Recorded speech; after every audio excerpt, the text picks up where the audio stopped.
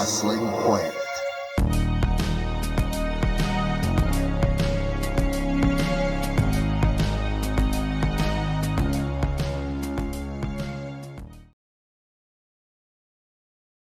What is up, dudes? It is your excellent friend, the brand, Big Vito T in the house. Pro Wrestling Planet podcast. We're in the Ides of March here, and we're going to get extreme. Extreme. Championship. Wrestling. What's up, my man? Oh, sorry. What up? Fargo strutting in. Back on the ball, baby. Woo! Woo! And we're back. I gotta look over here now. I gotta remember the cameras. Oh, hey. My camera's now over here. Hey.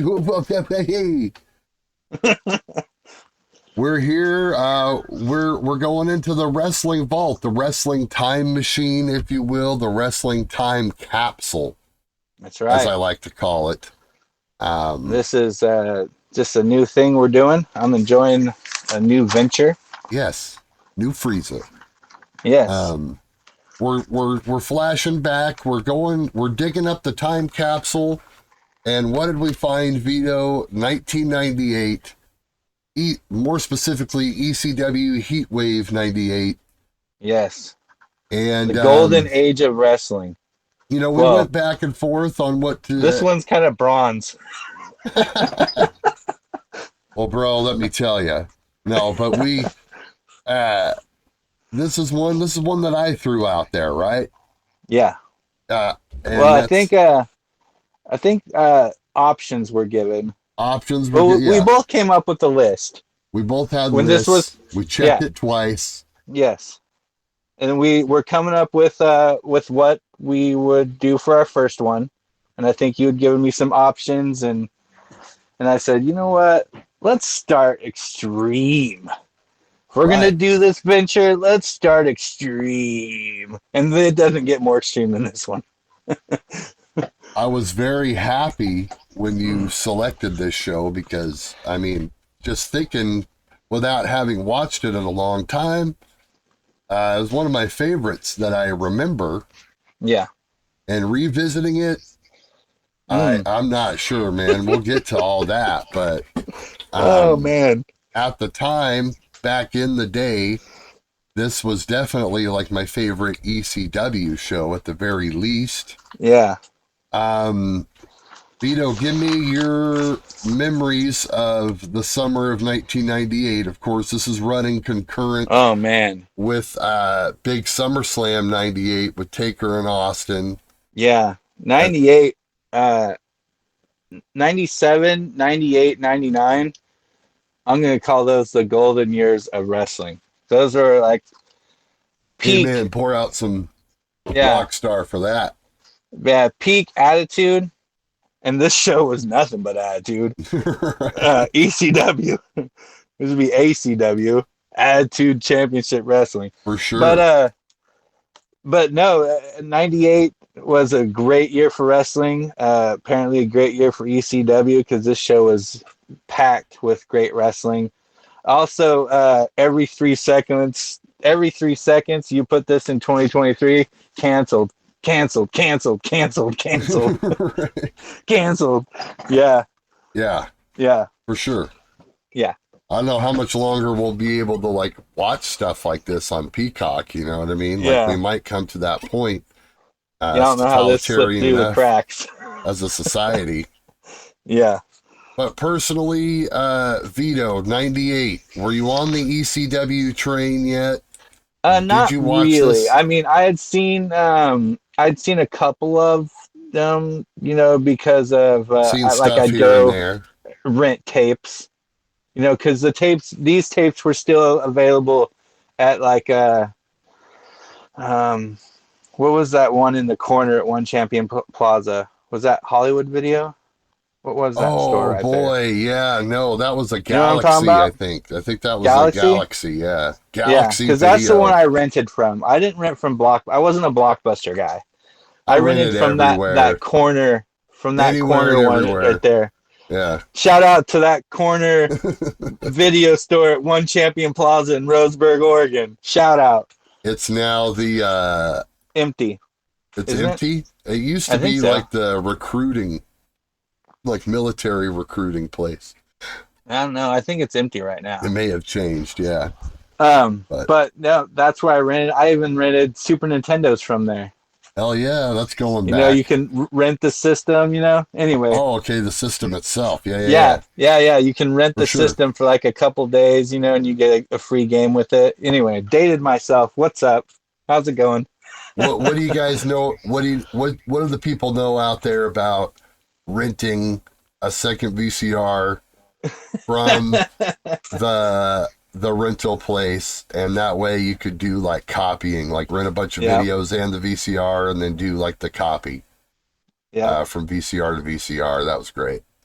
yep. Did that too. I mean, No, we never no, did that ever. no, legit. I think there's a statute of limitations on these sort of things. Oh, okay, totally did it.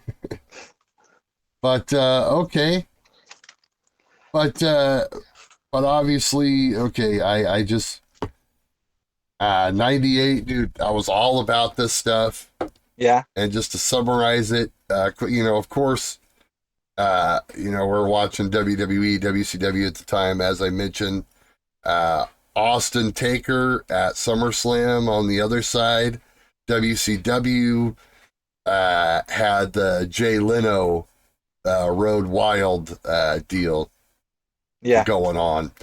Did not buy that show for whatever reason. No one in my circle ended up buying it, even though my brother's roommate usually bought every WCW show. That was Skip the Jay Leno one, huh? that was like I think, or maybe I think he that's like he skipped it because I remember we watched. I actually did buy that one because odd enough, young Vito was a big Jay Leno fan. Wow. Yeah, Okay. weird, What a weird enough. shocking revelation. Teen, Teenage Vito was a Jay Leno fan. No, bro, I get it. I did a book report. This is so funny. Excuse me, folks.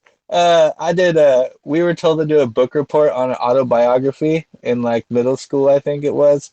And I did a book report on Jay Leno's autobiography. Nice. Yeah, so I was Okay. headlines and everything. I was a Jay Leno fan back in the day. So I did get this pay-per-view. It was interesting. Anyway, that's No, the that's thing. cool. I was a fan of late night TV at the time as well. And even though Yeah. I was still just like Were not you a quite in. Letterman guy?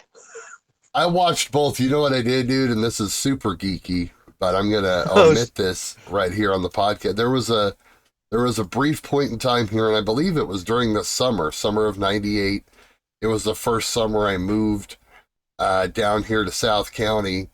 So I really didn't know like anybody, and I was like pretty isolated that whole summer, besides when I came up to Roseburg to hang out with my brother and whatever. But regardless, I would watch those shows each night. I'd flip back and forth.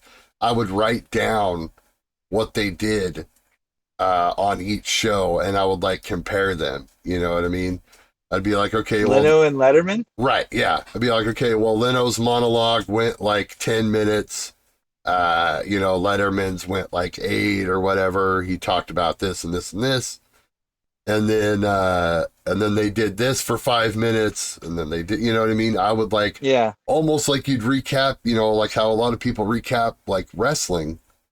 I Yeah. would like sit down and like compare their shows because I was real fascinated because that was also a battle, Yeah. a ratings battle. You know what I mean? We had the Yeah. Monday Night Wars, Timing was but important. the late night wars was also a thing. There's a whole Yep. movie made about it and everything. Yep. So Wow. yeah. So so I kind of got interested in that for like a couple weeks. It's not like I did it very consistently. It's something I Yeah. toyed around with for like a couple Yeah. weeks, but um, I wish I still had those. Those would be interesting to read, but I don't have them. No. But They anyway, lasted the weeks they were there. that was the wrestling landscape at the time. And as far as ECW, man, I was all in. I bought the very first pay per view in '97. Pretty much like there was not we didn't miss one of these because they were only $20. The WCW WWE pay per views were 30. The ECW shows were only 20. So I Yeah. always got these. And like I mentioned, we didn't do Road Wild. I watched SummerSlam at my oldest brother's house, so that was covered. I ordered this Heatwave '98 pay-per-view in my house in Myrtle Creek. I'm 13 years old. I'm pretty sure, and I've been trying to think about it. I'm pretty sure I was by myself. Like, Oh I don't man. remember anybody else being there. Oh Um, man. You know what I mean? Like, because it was before I knew anyone in town, and I don't think like Jeremy or anyone I hung out with up there was with me. So I'm pretty sure I bought this and ordered it and just watched it. I had the tape forever, and I remember it fondly. But like I said, now that we've revisited it, some of it holds up, some of it don't. We'll find out as we go along. Yeah. But I'm going to throw out some stats here, Vito, real quick before we get started. All right, let's do it. August 2nd, 1998, Hera Arena in Dayton, Ohio. This was actually, I believe, the most attended ECW event at the time. It's about a 5,000 at capacity with the setup. I don't know if that was like a worked number or whatever, but I mean, it at the time I believed it because I had never seen an ECW show that had this big of a crowd. Yeah. Dayton, Ohio, is where that Hera Arena place is at, and only 6 matches total, but Yeah. a lot of other stuff going on as Oh well. yeah. Lots of other stuff. You want the backstory and all that. That's another podcast. We're not going to go that deep diving into things. But also interesting to note that you don't see this on the Peacock version of the show, but there was a pre-show match with Balls Mahoney and Axel Rotten defeating the full-blooded Italians. You don't get to see I that. did not know that. Yeah. I guess, well, and this would have had to have been a dark match for the live audience because at that time, ECW did not, and I can confirm this because I remember ordering the show, they didn't have like a live feed pre-show ever. It was always a pre-recorded 30 minutes. They didn't have the So budget. from like the show before, Well, or I mean, was it like they just, Joey Styles would be there and he would be like counting it down, but he would be like, in the studio and they would just show like video packages and he would like, give you, the background to the angles. It's kind of similar to what AEW does sometimes. Yeah. But yeah, and WCW did it too, the pre-recorded pre-shows that aren't live. It's just a, 30-minute kickoff special that's pre-recorded. So this match had to have taken place in front of like the live crowd because I don't remember ever seeing it, either, even live. So that's interesting. Yeah, I guess I don't have a whole lot of other stats. I thought I was going to have the the official attendance, at least according to Wikipedia here, is 4,400. Wow. So maybe Maybe that's the real one. Maybe that's the worked one. I don't know. But either way, we kick off the show with a pretty interesting little segment. Joey's in the ring. He gets joined by franchise Shane Douglas and Francine. Francine looks skanky as ever. Yep. You know, and immediately get to show your tits chant. Right. Yes, absolutely. And then it's at that point we found out that they are $6,000. That they have a worth of $6,000. $6,000 in 1998, right? So that would be like 12,000, I guess, today. I don't know. I'm not really an inflation mathematician. We'll just say double. But that's what I would guess. Yes. No pun intended. Double. Yeah. But yeah, they come out and cut a promo here.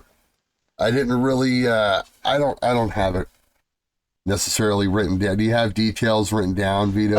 I don't. But mostly he was just complaining about the main event and talking about Chris Candido and Bam Bam Bigelow and whatnot. We were building to a Taz Shane Douglas match. Yeah, but we not the main event. The second to main. Right. Yeah, not the main. The Bam Bam Taz death match. ECW, for whatever reason, they would advertise the like semi-main event as the main event. They did this a lot. I remember the first pay-per-view, Barely Legal, in 97. The advertised main event was the Sabu Taz match, but that was actually like the semi-main spot is what that had.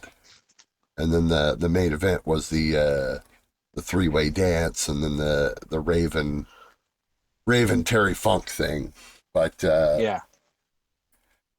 So yeah, they pretty much and of course, just to back up a little bit, and it hits me in the face constantly during this show, watching it on the Peacock version, the re-edited entrance musics, which, oh my gosh, it's just and see, that doesn't affect me because I don't really know of that, but I knew watching it that it would affect you, and then we were texting while watching this, and then immediately you're like, oh, it's hit me right in the face. Bro, it just grates on me because, I remember, you know what I mean? Shane Douglas was supposed to come out to Perfect Stranger. Yeah. Same theme that Hanson used. Ooh, whoops. Anyway, I don't want to get on a tangent there, but anyway. So yeah, they open up and what doesn't like Joey Styles end up motorboating Francine or something like that happens? Yeah, she puts his face in her chest. Oh man. Good times. Good wholesome family fun. I'm canceled. I'm glad I watched this while the kids were at school. I know. Yeah.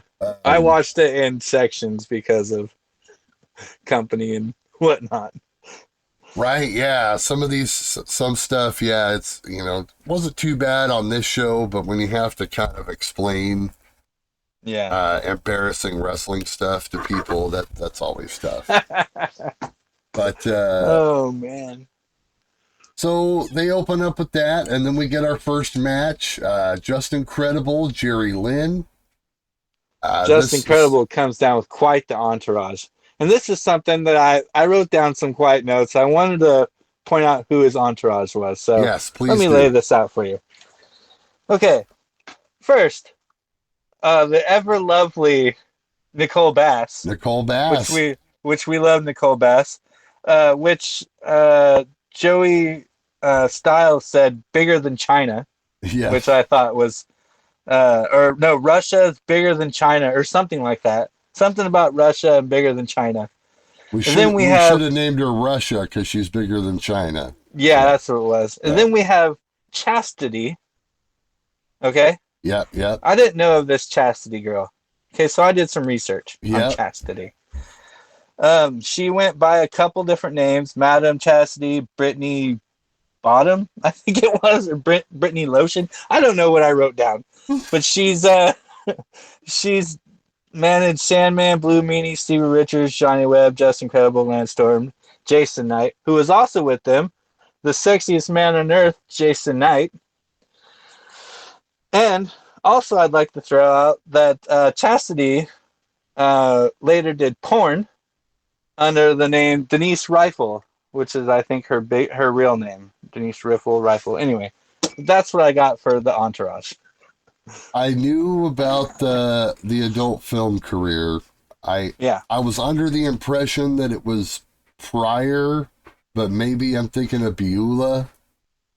Well, Something about that. it might have been prior, but I think I read somewhere that it was after. It was Oh, Brittany probably Bottoms was the other probably name I was looking prior, for. during, and after. I mean, who Oh, I'm knows? sure it probably was. But yes, because I remember reading, I remember reading in the sheets back in those days, back Pro Wrestling Torch, to be more Yeah. specific, actually revealing that fact to me at some point in time.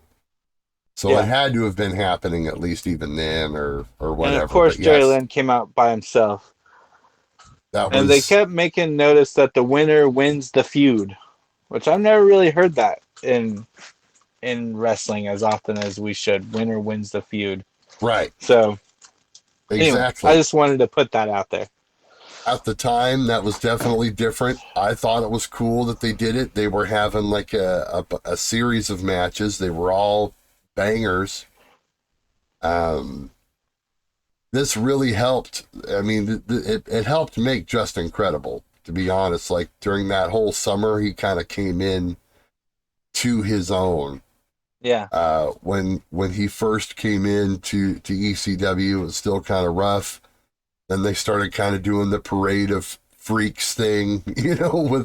with his big Yeah, I actually entourage. wrote down here that Justin grabbed weirdos from the back, but Jerry Lynn couldn't find any, so he came out alone.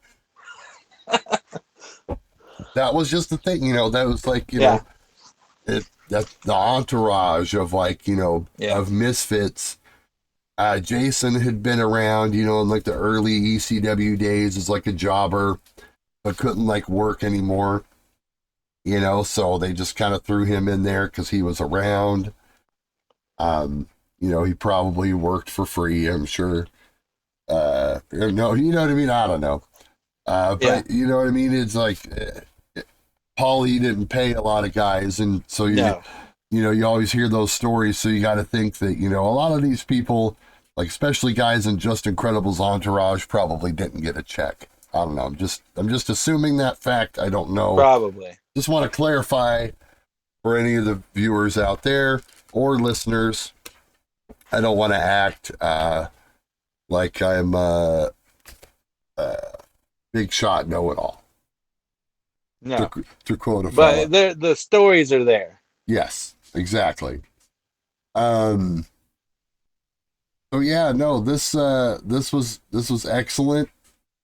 Um. How did we end this here? We of course when you have the entourage, a big part of it is the spots where they come in.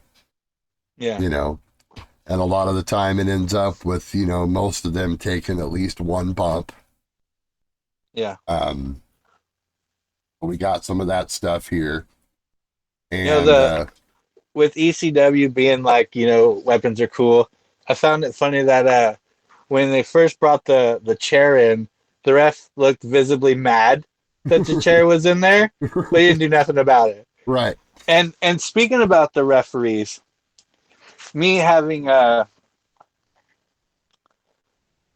career of sorts of being a referee, uh, I I am used to seeing the black and white stripes of a referee. And those red and black shirts, not a fan. Almost Really? offensive. Yeah, Oh, wow. slightly offensive. Not a fan. I didn't know if he was just another guy in the match or what. Okay. So I couldn't really separate him. You know what I mean? I don't know. I just wasn't into it. So, So but, right, in WCW, though, for a long the blue time, the shirts blue with shirts. the bow ties are different. Okay. Okay, That looks, those that's more those are distinguishable. yes, yes. But that guy had like I don't know. I don't know. Looked like it could have been a wrestling outfit. The way it was like striped down like this Okay. and up like this. Anyway, just a little nitpick I have. No, I could see that. I always thought that it was cool that they had like their own ref look, you know? Yeah. But If I it mean, was stripes, I could if it definitely was red see and that. black stripes, I would have been cool with that.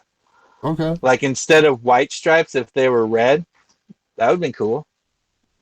Yeah, just a Into little that. variation on it, you know? Yeah, but I actually dig the light blue shirt with the bow tie, with the black bow tie. I thought Right. that was cool. Yeah, Yeah, it looks more official, you yeah. know? There's a couple spots that I thought were really funny, or really good. The Hurricanrana from the top rope to the outside through the table. I thought that was a great spot. Um, where Justin did it to Jerry, and then Jerry Lynn jumped to avoid the low blow. I thought that was a classic move. That was great. Um, and I thought the finish was great too. But other than that, those are Now, the only things I really had to add. Jerry Lynn as well. Oh, pop Paw up. Patrol, Hold on. bro. I had a pop up on the media. Let's just close that. Sorry, folks. Paw Patrol's on a roll with us. You Yeah. don't Other than that, you don't see a lot of the you know, like the what just incredible, you know, that's incredible, especially the variation from the rope. yeah. Um Was that from the middle? The middle rope? Second rope. Yeah. Yeah.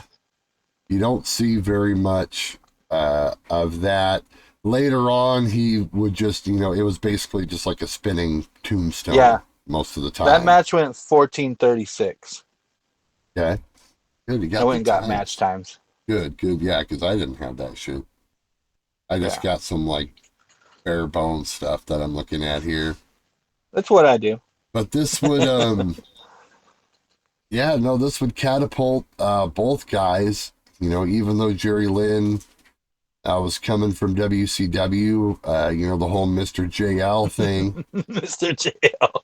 And then, Uh, and then Justin, you know, AKA PJ Walker, AKA Aldo Montoya, Aldo Montoya. with the jock strap on his face, you know. And Paulie recrafted both of these guys and just, you know, let them go out there and work. And yeah, no, it paid off. And especially Justin had like really, you know, he could cut a pretty good promo. Jerry Lynn, not so much, but yeah.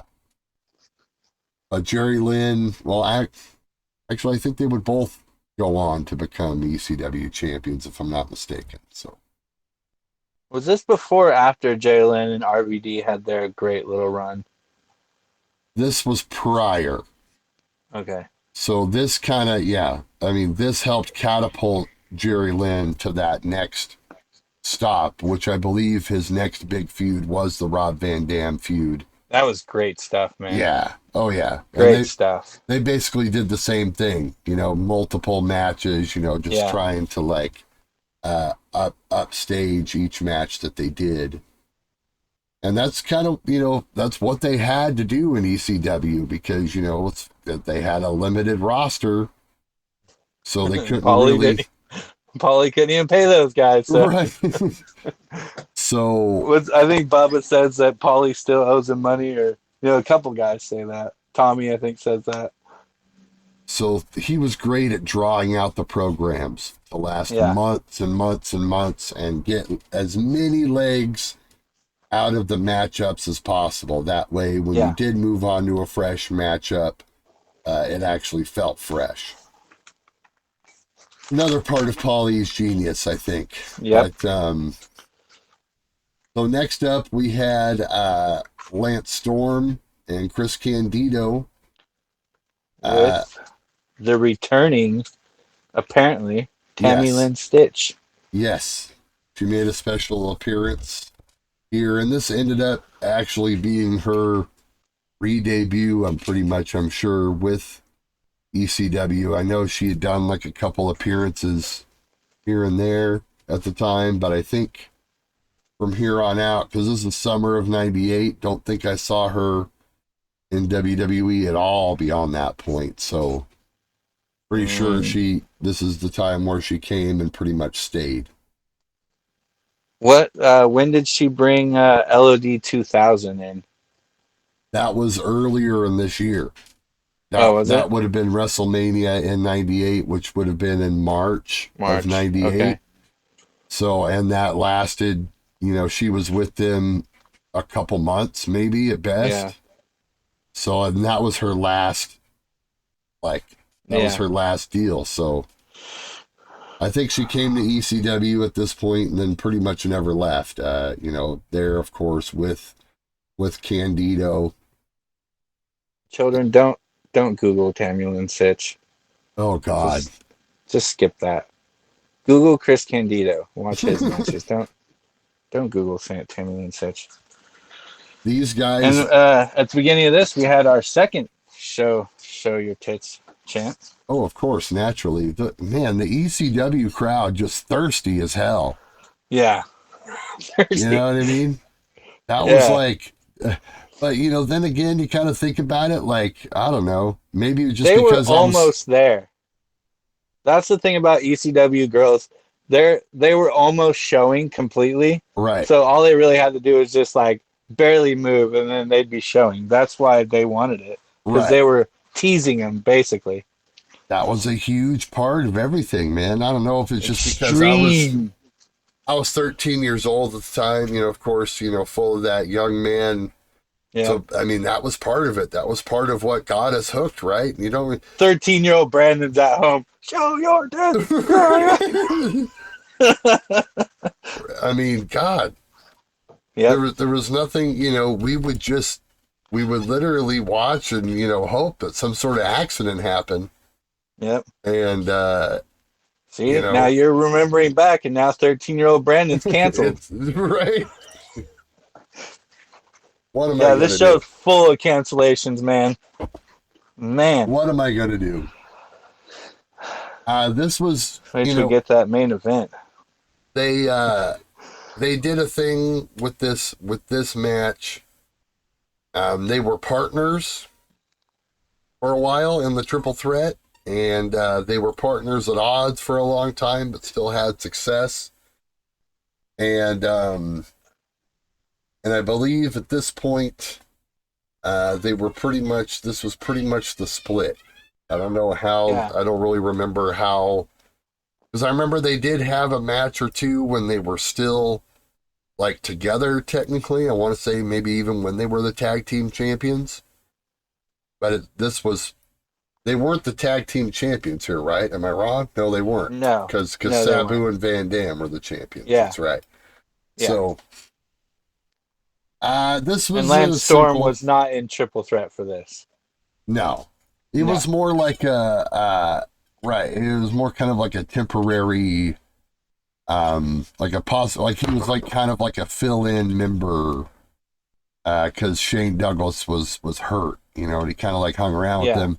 And for a while, it was like a triple threat, even though there was four guys. It was the Candido, Douglas, Bigelow, and then there was Lance Storm kind of on the outside looking in. He's always kind of fit awkward wherever he's at. Right. But he did such good work back in these days. And he hit a spinning heel kick off the top that looked amazing. And it was like at the beginning of the match, too. It looked awesome.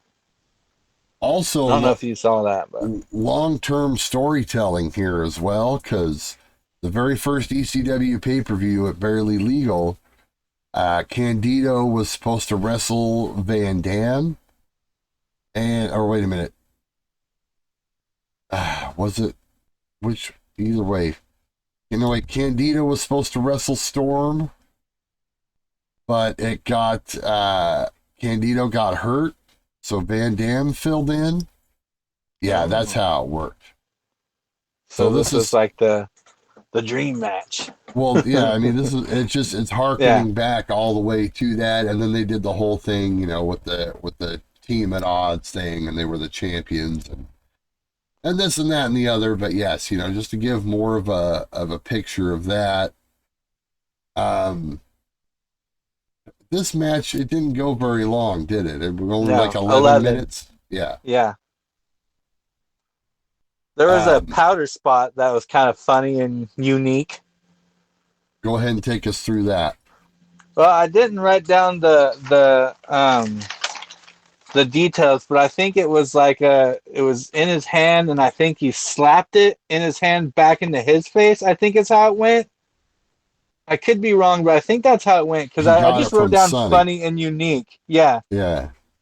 yeah, it was just interesting, and Um, the finish was weird too, kind of.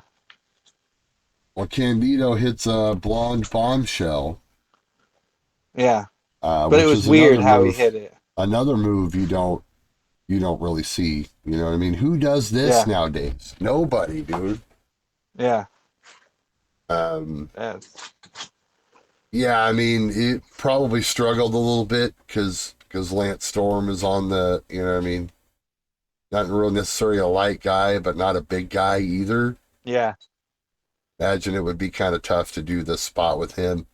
It would look great when Candido would do it on guys like Spike Dudley and dudes like that, you know. Yeah. Then he could just pick up those dudes and just ragdoll them from the top. But that is the problem with the move, is that unless you're like a huge guy, it's not easy to do that. No, no. Try to fucking powerbomb someone from the top rope safely. Yeah, But it was the late safely. 90s, and we did not care. No, no. That's still when we like headshots with a chair. Right, It exactly. coming from like 6 feet away. Ah! Like a diving headshot with a chair. This would be a Yeah, good moves, one of those list videos of moves you don't really see anymore yeah. type of deal. But yeah. Also, when reading through some other notes on the internet about this show, allegedly, and I don't know if this is true, but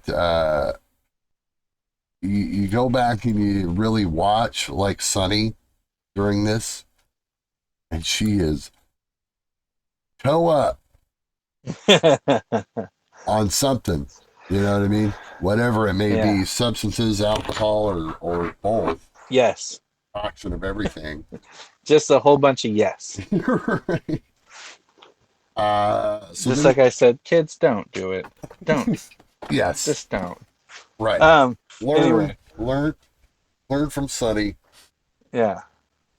Look at her now. Don't. No. Don't look at No, her now, please don't. kids. Don't do it. Please don't. No. We get a nice little backstage deal. Which was weird. There's a lot of weirdness on this show. It's like New Jack is just hanging out with the fans. He's like, Right, yeah, I'm New Jack. I'm like people friendly and we're all hanging out together. It's right. like what? Okay, cool. We're all having a good old time with New Jack, like one of the most destructive dudes in ECW. Hey, New Jack, just go out there and hang out with the people. It'll be cool. I loved it. I liked it. Yeah. Yeah, I've always been a New Jack fan. Oh man, great. I thought the Gangsters were a cool tag team. For sure. Yeah, They were a great team, and the New Jack as a solo act, which is what he had moved on to here, and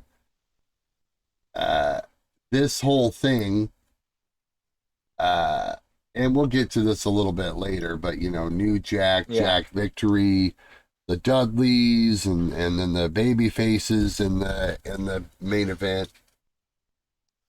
They did some version of this at pretty much every single show they ran during the whole summer of 1998. We're talking house shows, TV tapings, some What, like variation the of this attack angle. backstage, or? No, I mean just some variation of the angle they would do. So a lot of the times it would be like maybe like a 4-on-4, Oh. which is like what it, without giving too much away, what it turns into, Yeah. basically Well, anyway. they kept saying that they were offering up a weapons match between New Jack and Jack Victory, I think it Right. was. And Yes. then they're like, okay, well, there was a beatdown, so that's not happening. And I'm like, that's interesting. Right.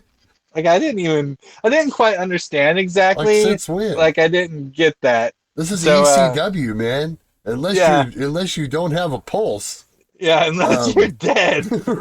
If you're at the hospital, we just assume the match is going to take place at the hospital. yeah, what do you think this is? Uh, So, but they would anyway, do, or they would have these guys at some of the shows during that summer. This same feud be broken up into like singles matches, tag matches. You'd have like Dudley's versus Sandman and Dreamer, and then like Spike versus Jack Victory or vice. You know what I mean? They would find some way. They were feuding the whole summer, but yeah, excuse me. of course, we'll get to more of that. Um, so yeah, then we have Tanaka, Mike Awesome.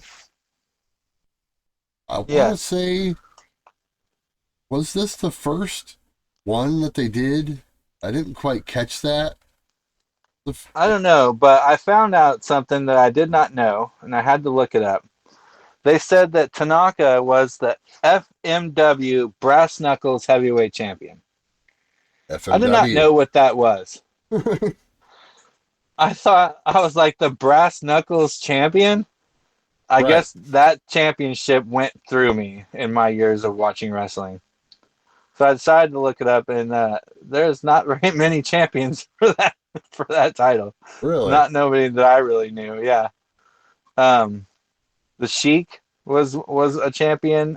Tiger Jeet Singh was a champion. The Gladiator for whatever. Hayabusa was a champion once, Okay. which we later seen him. But the Brass Knuckles, I did not know. Huh. not not a Me, I Brass mean, Knuckles neither guy did I. apparently. I never even catch that. And then there's a Brass Knuckles Tag Team Championship too. So there you go. You'd see ads for FMW tapes in, I want to say, I guess it was in the Torch, or maybe it was in EWI. I don't know, some kind of print publication I used to read. Well, it's now I just now saw this for some reason. Yeah. Frontier Martial Arts Wrestling. Right. Japan. Yeah. Yeah. I believe that is that's Onita's promotion, if I'm not Yeah. mistaken. Yeah. Yeah. Sushi Onita. So a bunch of crazy shit would happen there. Yeah, it's the For, extreme version of probably New Japan, I'm guessing. right. Yeah. I would read some of these DVDs and the match listings, they'd be like dry ice casket death match, light tube exploding, they're the ones that did all that stuff. Wow. Yeah, all that crazy, the exploding ring stuff, which late AEW, later Yeah, that tried did to not turn adopt a out. couple years ago. That was all taken. That's FMW Sushi Onita stuff. Wow. All So right. you got to think that these guys came over along with Hayabusa and Shinzaki probably Yeah. all together from that Well, looking at area the roster who have wrestled for them is kind of crazy. I to mean, do there's this some show. guys who are on here. Oh yeah, Even Rey Mysterio. I mean, yeah, um, yeah. Robin. I mean, Rock and Roll Express. Oh Tracy yeah. Smothers, Tommy Dreamer. Yeah. Even Taka Michinoku. Taka, yeah. So yeah, there's a lot of cool people in here. Taka did Anyway, some stuff there along with love learning new wrestling stuff. Ken Shamrock. they Anyway, they would let's continue. they would usually mention Taka's own promotion, Michinoku Pro, but he also did FMW as well. Yes. Yeah. So we get a very awesome, strong style match here, Vito, Oh between yeah. It was a Awesome hard hitting match. and Masato Tanaka. This is, gosh, you got to give Paulie so much credit, man, for just like, for letting them come out there and do this crazy ass style, giving that style a chance. You know what I mean? You did not see matches like this No. anywhere. This was a straight Japanese strong style match in the middle of an American card in 1998. Couple good spots I seen Crazy. was Mike Awesome did a slingshot shoulder block. It was Right. so nice. You don't even see a slingshot shoulder block anymore. I'd love to see like Sheamus do a slingshot shoulder block or There you go. Wardlow. It'd be nice. That would be good. Uh, then Mike Awesome hits a tope con hero or Yeah. con hilo. I don't know. Excalibur says it better. Uh, and then who does it? So he throws one of them throws the other one into the audience. That Yeah. was ECW did not give two shits about their audience. Right. He just throws him. And then like they moved the guardrail all the way to the ring. Like they pushed the guardrail all the way to where it was almost touching the ring. Yeah. And it's like, holy crap, dude. And then they did flew right into the audience. It's like, man, Crazy stuff, huh? yeah. Uh, no, I guess a free waiver came with ECW tickets in Yeah. those days. You know what I mean? Yeah. Like, You sign a knew waiver. you put your life in danger if you were going to go watch ECW. Yeah, straight up. You never knew. You hear about the story of, back in the day with the flaming chair. Oh, that's what it was. Yeah, When he was in the audience, Mike Awesome did the springboard. And then, like, when he springboard, he was standing on the rope for a second. And then he jumped off and landed in the audience on yeah, top of Tanaka. yeah. Amazing. Mike Right. Awesome was amazing. Another guy who went too soon. He he really laid it all out there in these matches. When he came to WCW, he didn't really wrestle this style anymore. He really slowed it down. Which I think is a lot of the plan for a lot of guys, Yeah. once you make it. But yeah, Awesome was great. Tanaka was great. Yeah. These guys would have several classics over the years, and this is one of them. Tornado DDT onto the steel chairs for the win. Yep. How long did we go? 11:49. 11:49. See, Yep. gosh. Didn't even seem like that. It seemed like a 20-minute match, man. It was banger to banger all the way. It's such a good, big, hard hitting match. because they got the most, out of their moves, big moves. So yeah, that so far, Credible and Lynn was as good as I remembered. Storm Candido, not really as good as I remembered, but still okay.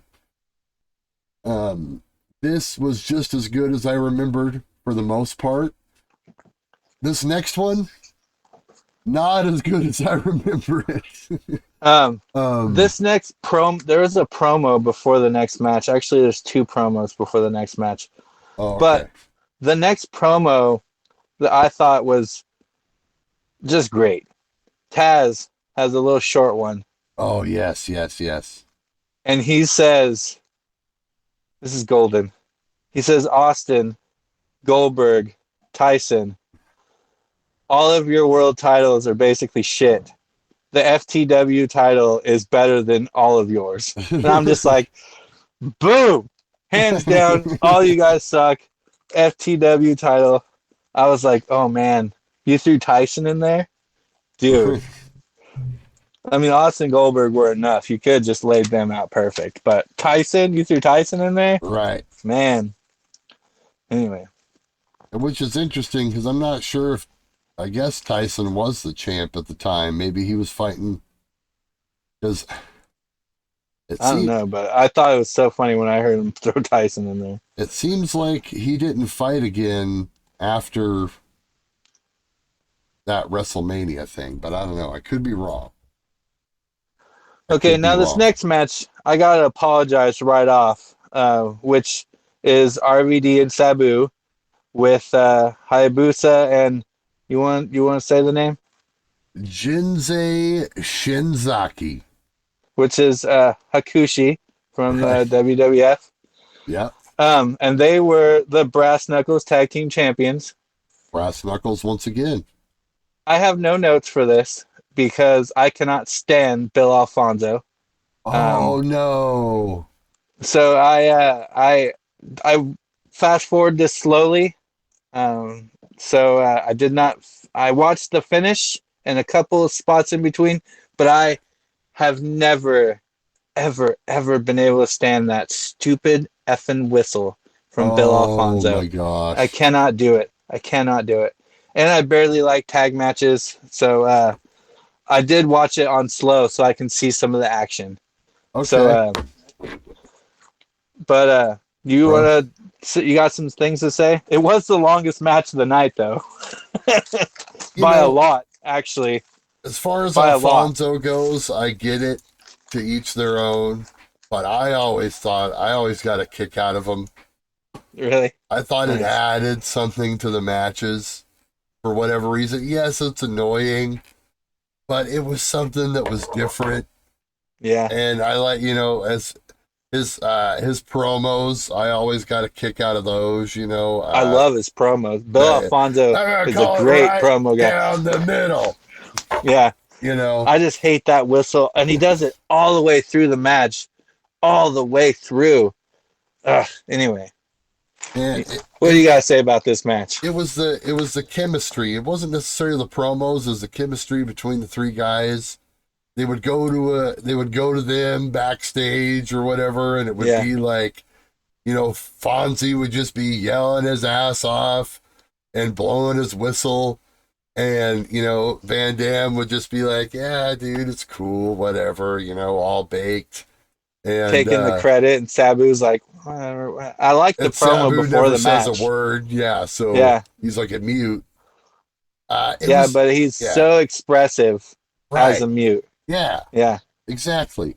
It's gold. Good stuff. yeah, Still fond of that stuff, but yes, this match I always lauded as one of my favorite matches because yes, they do some like really awesome spots in it, but looking back, a little bit sloppy now. Like looking at it years later, when you see like just all the really crisp work that's done nowadays, and you yeah, go back and look at this, and you're like, this is like this is really kind of rough, but man, 13-year-old me at the time was marking out for this because I was dying to see a Hayabusa match. I had never seen him work because I never had a tape that given to me by anybody.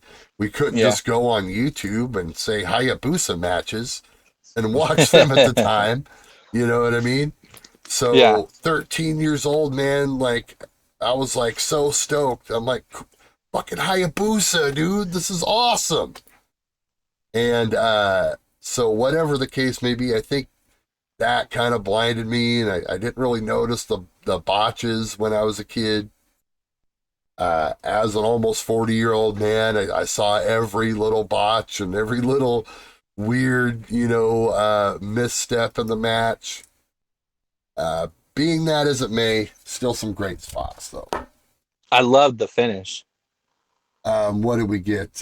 We got a The Van double Turn. leg drop through the tables. Right. It was Okay. awesome. And then Yes. Sabu pushed Van Dam out of the way to get the pin, which I thought was great Right. because you'd think it would be Rob Van Dam doing that spot, but Sabu was like, nope, Yep. me.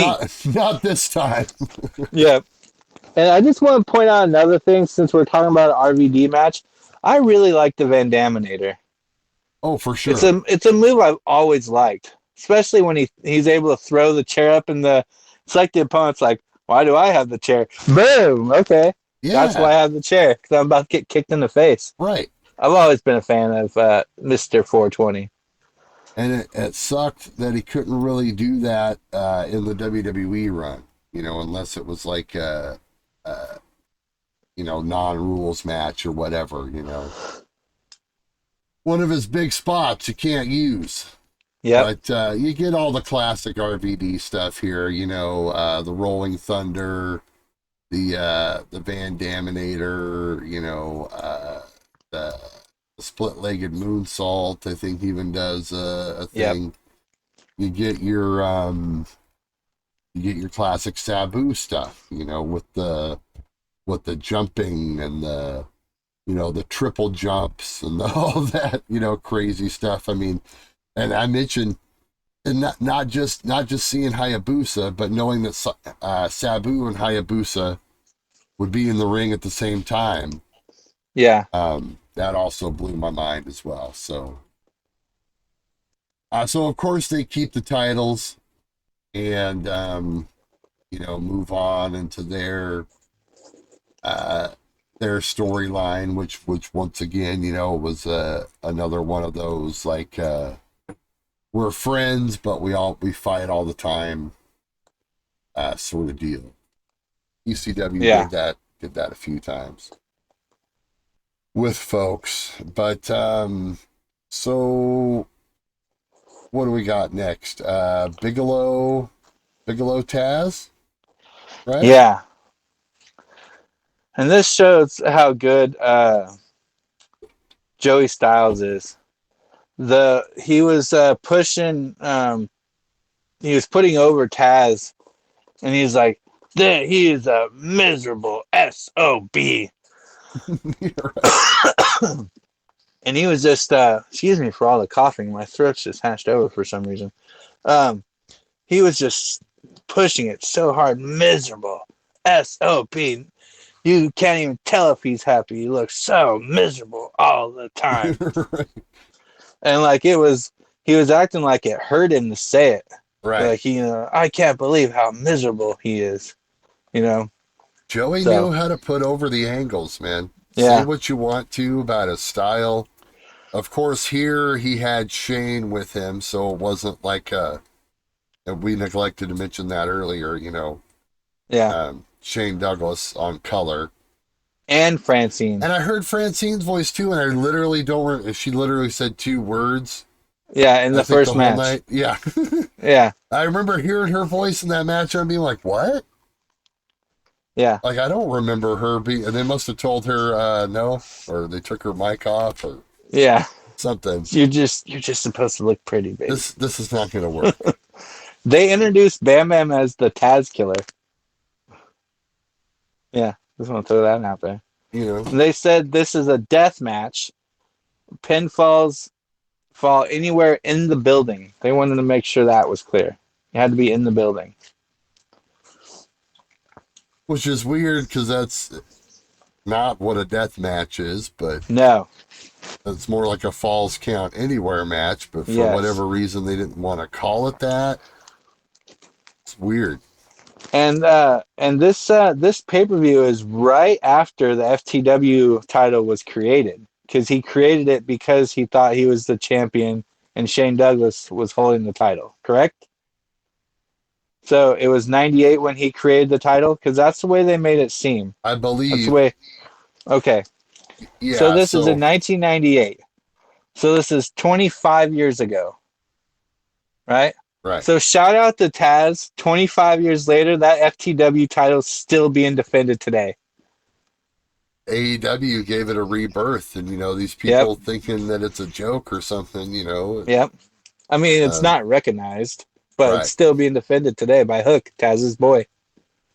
I believe that. Okay, so Taz and Bigelow had a match at Living Dangerously '98, which was in March of '98, and that's where they went through the ring itself, right?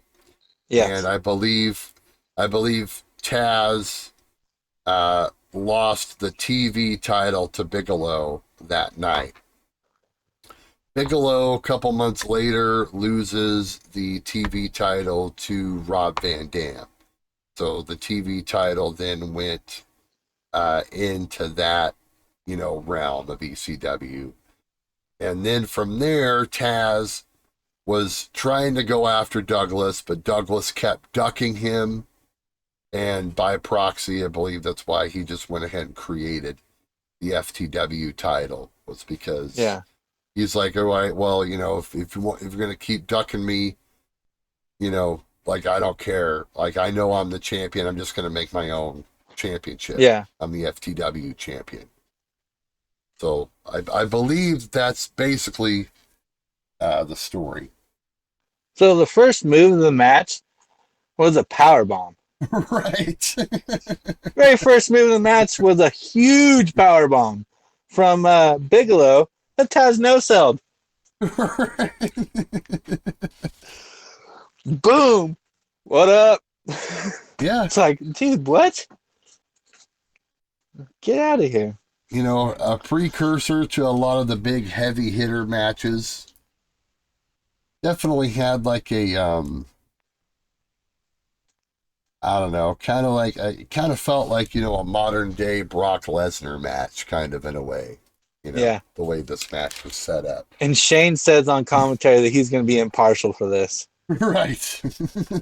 Even though he hates Taz and Bam Bam Bigelow is in his group, he's going to remain impartial. We're gonna remain impartial. That lasted like 5 minutes.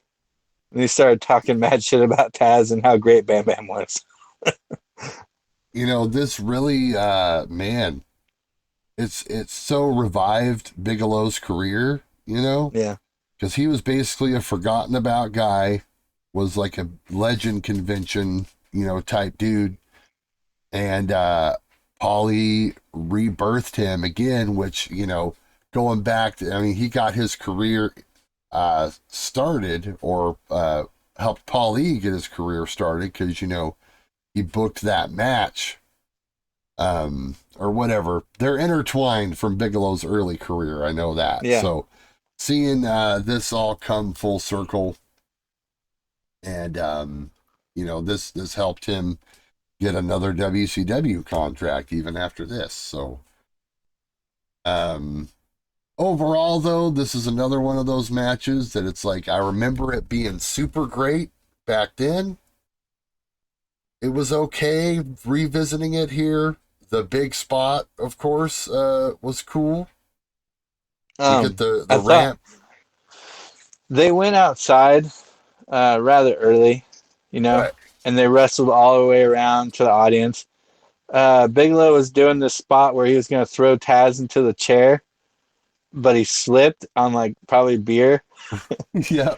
and like face first planted right into the cement floor. And so Taz like almost had to throw himself into the chairs.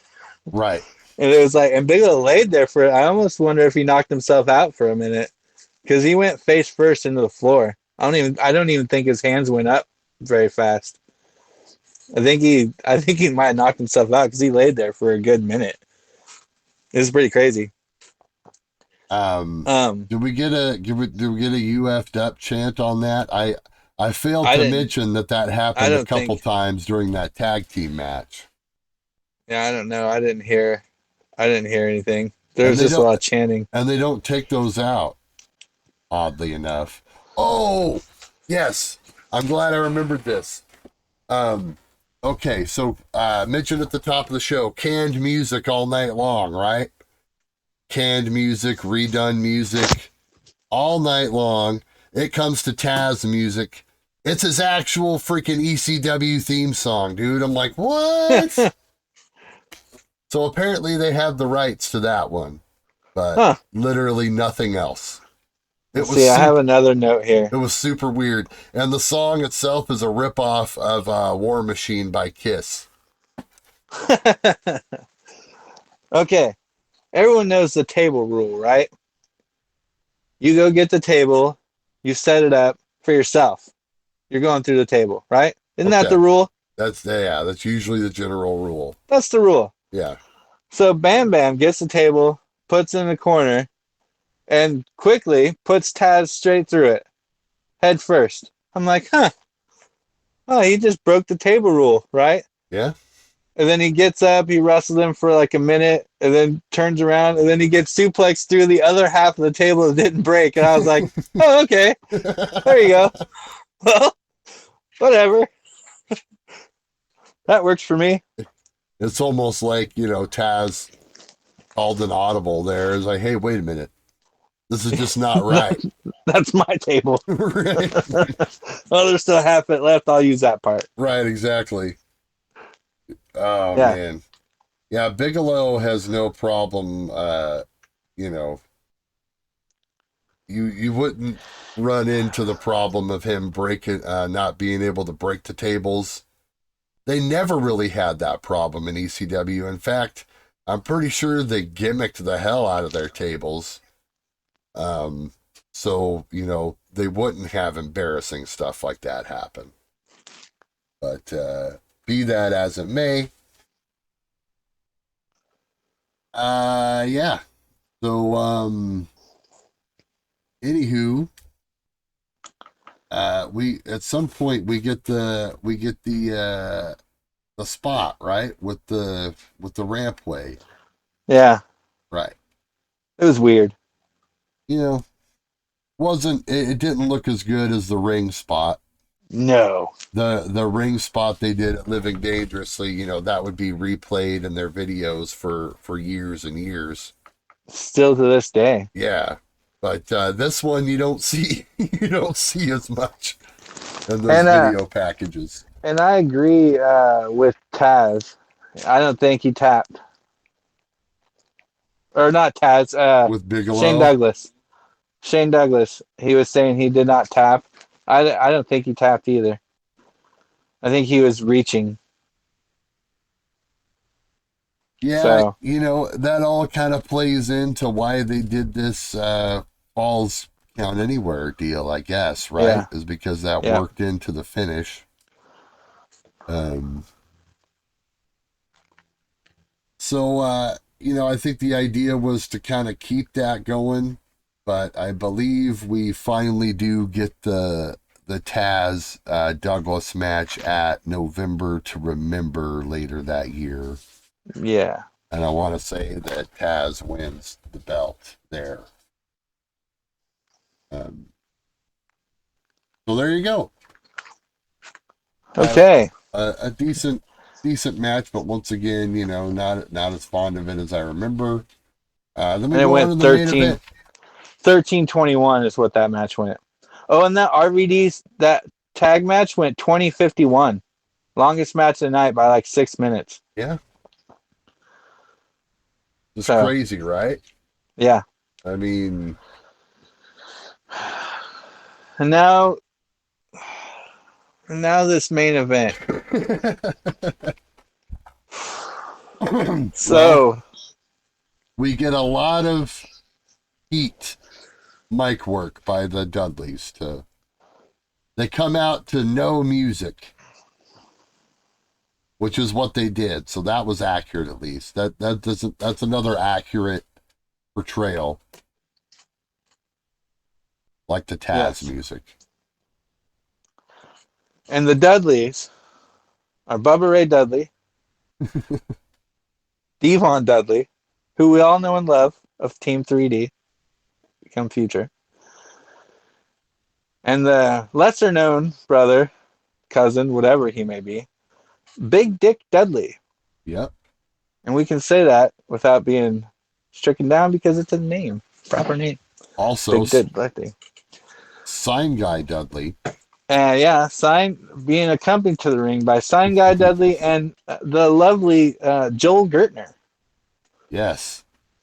Joel, insert vicious sexual innuendo one-liner into the Oh middle name man. Gertner. Those would So, always change. They'd always be great. um, I Bubba Ray Dudley, um, when he did some movements there, he challenged people from the other companies as he was walking down without the mic. You know what I mean? He was saying to the camera, Right. he's challenging, I think Austin and guys from WWF or whatever. Oh, trying to open that forbidden door in 1998. I Yeah. mean, it was 99 when he'd actually go to the company and start wrestling those guys, right? Yeah, just a little over a Yeah. year later, they'd be gone. Yeah.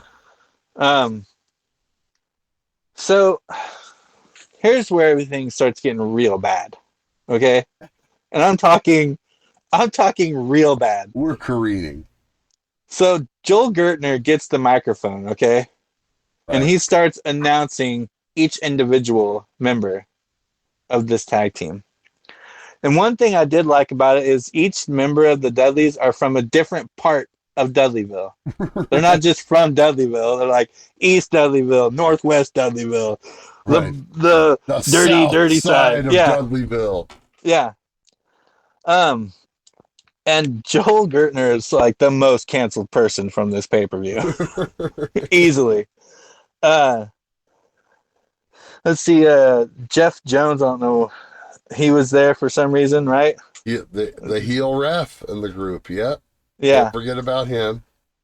Um, and then they have the blow up doll Beulah with McGillis with Slutty.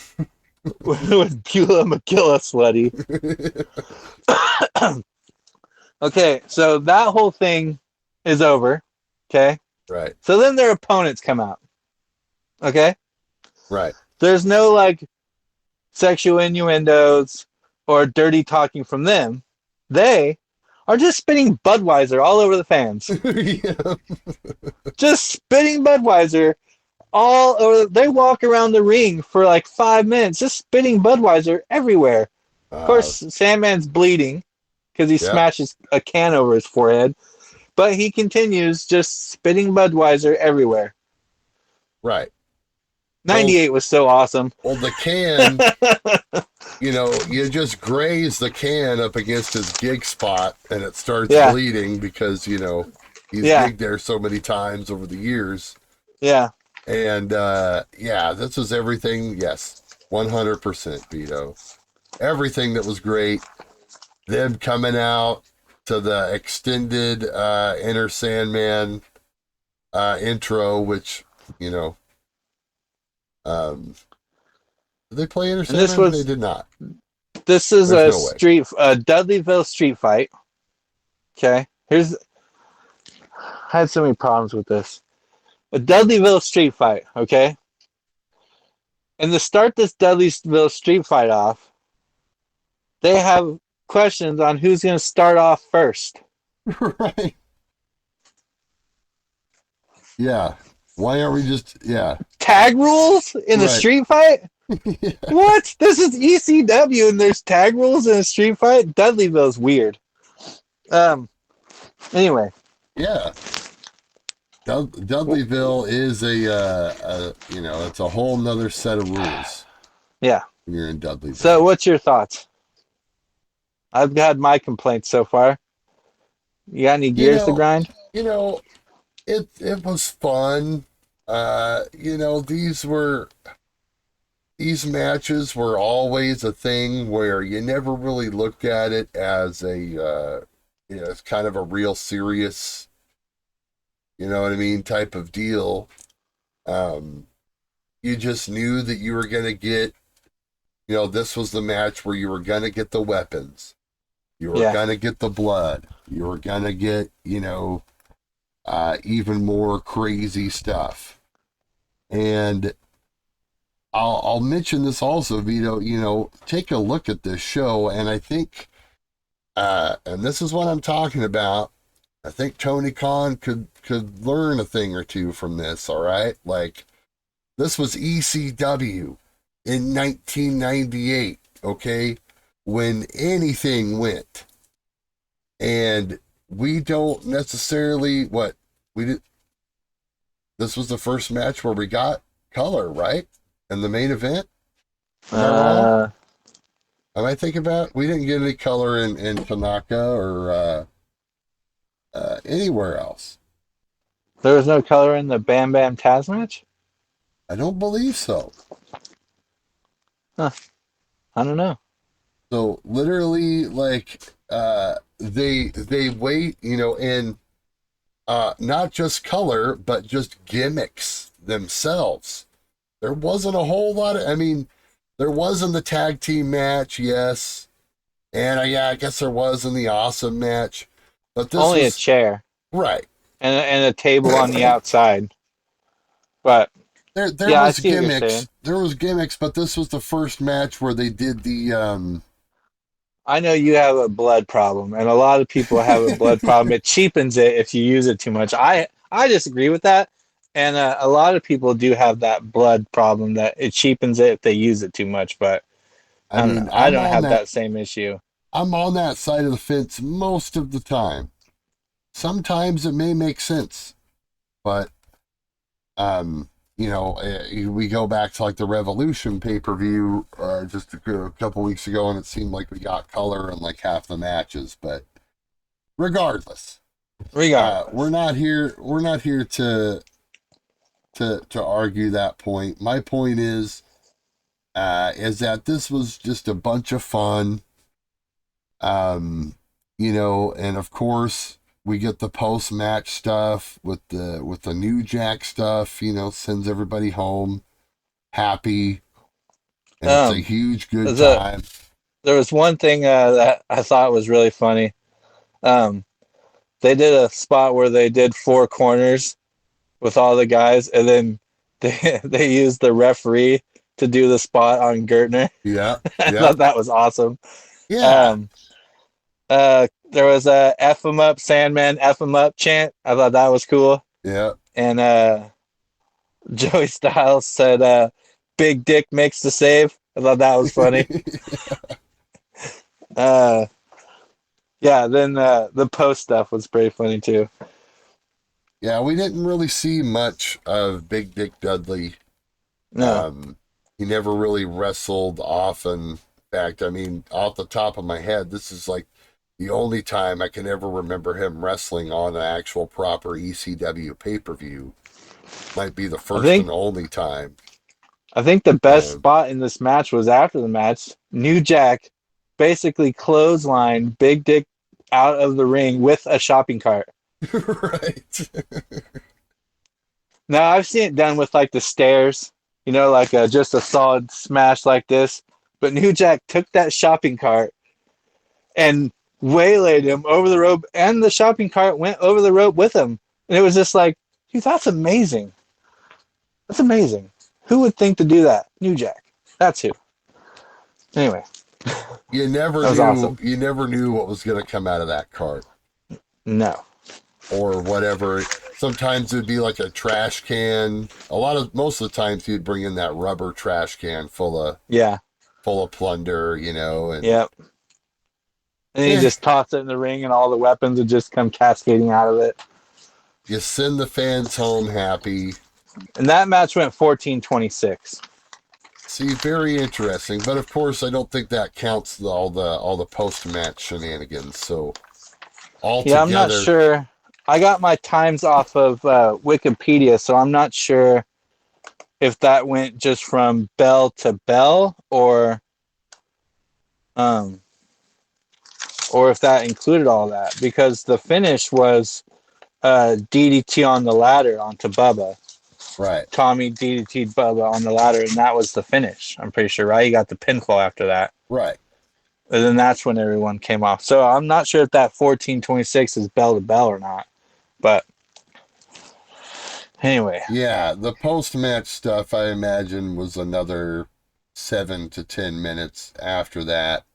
I remember this show being oddly short back in the day, like altogether. Of course, there's only 6 matches, yeah. but I can remember my VHS tape of this that I recorded from the pay-per-view, and I remember it being odd that it was only 2 hours and 30 minutes.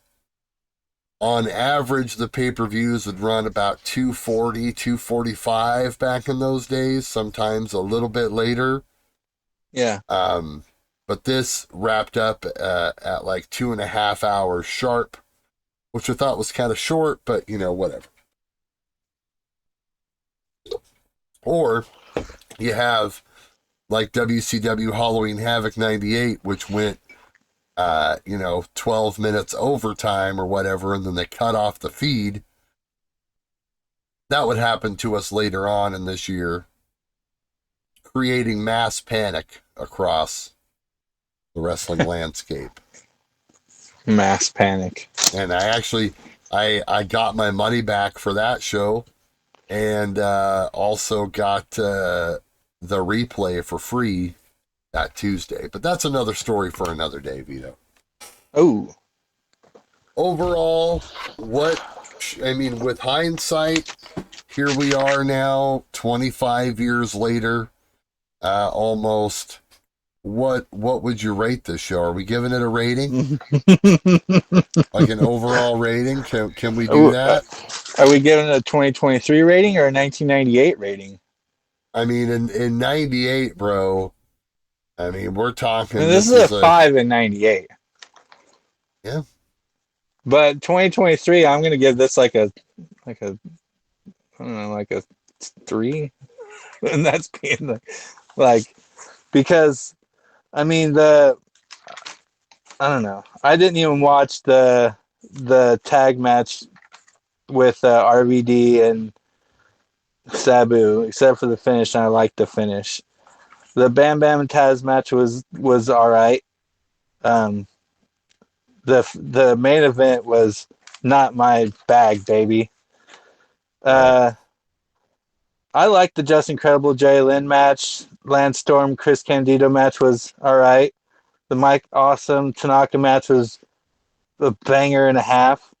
So I think a 3 is what I'm going to go with this as a 2023 rating. What do you And, got? and that, I think that's kind of fair across the board. That's kind of what this show is thought of, somewhere in the three, Yeah, maybe a little, somewhere in the 3 to 4 range, probably say 3.5.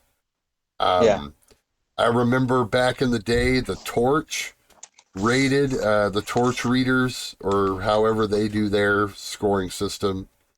Um, the Torch had every match at least 3 stars. Not sure what the overall rating was. Wrestling Observer Dave was not quite as generous to the show. He had the stuff, a couple of the matches marked down in like the 2 star range. So yeah, the overall rating from the Observer was not as high as the Torch. But overall, it was thought of as a really, at least, solid, steady show for what it's worth. yeah. The Either, little promos in it and having Shane Douglas as a commentator was good. You know, that's it's, what puts it up from a 2.5 for me to a I, 3. I would almost even argue that this is a quintessential show if you're not experienced in ECW. You could pretty much go if you need a jumping off point. It's as good of a one as any. You know what I mean? Yeah, You pretty much get the idea of everything, and this is the company at its height in front of its biggest crowd ever. So, I mean, what yeah, else can you because they say? do enough of replays to let you know what happened before. And then the next one is November to Remember. Right. So that one is when a lot of good. That's a good show. That November to Remember is a good show. I just watched that recently. Yes, Um, a lot better than the prior years, which I yeah, remember as one of their. I did not care for that show. Maybe we'll do that show one day. But we're going to be on and forward. We're going to just dial up this time capsule, and who knows where it will take us, right? I can give you a little preview that the next pay-per-view will be a WCW pay-per-view. Ooh. So there you go, right. folks. There's That's your right. preview. It will be a WCW show. And also a preview for futures. We will also, not just ECW, WCW, and WWFE pay-per-views, but we will also be slipping in a Ring of Honor pay-per-view every once in a while. Oh, Because we got Honor Club, baby. Woo, Honor Club. Woo, woo, woo, woo. Yeah. Anyway. Well, there you go. That's what you can look forward to. Pro Wrestling Planet. Digging into the time capsule, digging up these old shows, talking about them. We thank you all very much for joining us. Big Vito T, the brand. I guess we're signing off, man. I guess that's it. I guess so. There's nothing else to say. Hope you enjoyed it, and we'll do more. Too sweet me, baby. We're always gonna do more. You can't keep us down. You can't keep us down. No matter what you do out there, brother. Extreme. No matter what promoters want to come at us, brother. Extreme.